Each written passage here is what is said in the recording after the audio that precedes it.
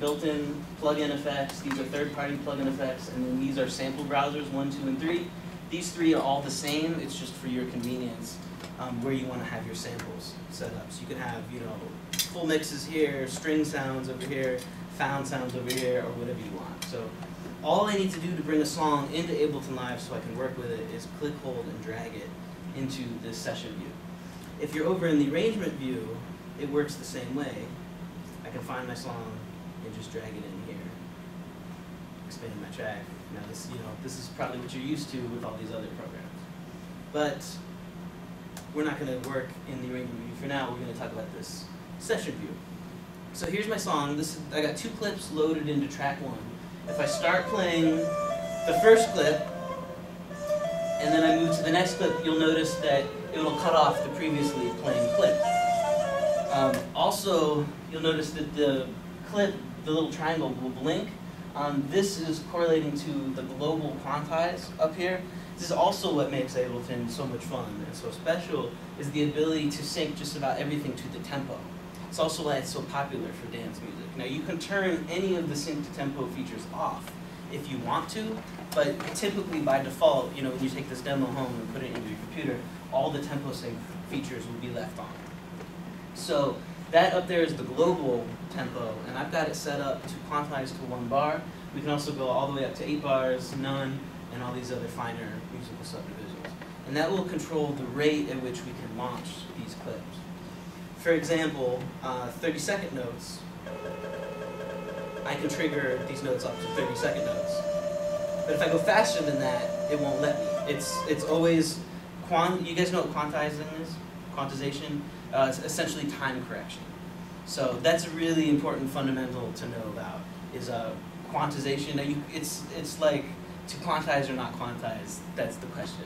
You know what I mean? Most dance music is quantized and thus very rigid. It might not be what you want, and we'll get into some other features that Live can do to help make your feel, your groove less robotic, or calculator groove, as I call it. But this is a way to keep things in time and quantize.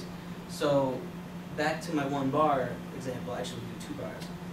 If I got this first song playing, I'll launch the second clip. You'll notice that it will blink, and it will only go to the next one at the 2 bar point. So really useful if you want to keep everything in time. You've got your metronome up here, which you can toggle on and off. The little headphone icon down here in the master track down at the bottom right-hand corner, that's the volume for the metronome. So that's a real big thing you guys probably want to do right away. If you got home and you wanted to record your instrument, you probably want to turn on that metronome to record. And we'll get into recording next. But something like this, let's say you have a student, you just want to make a beat. If you're into hip-hop or electronic music, we'll get into recording in a second.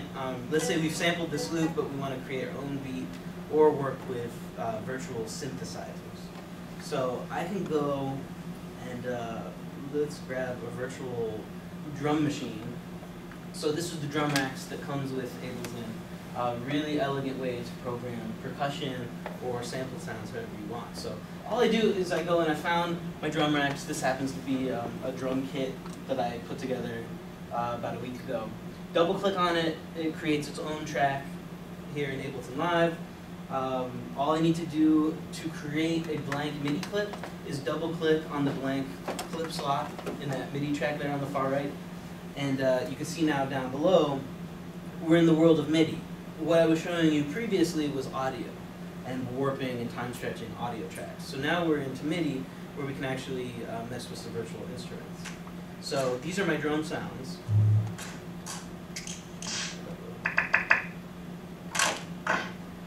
So, I mean, real.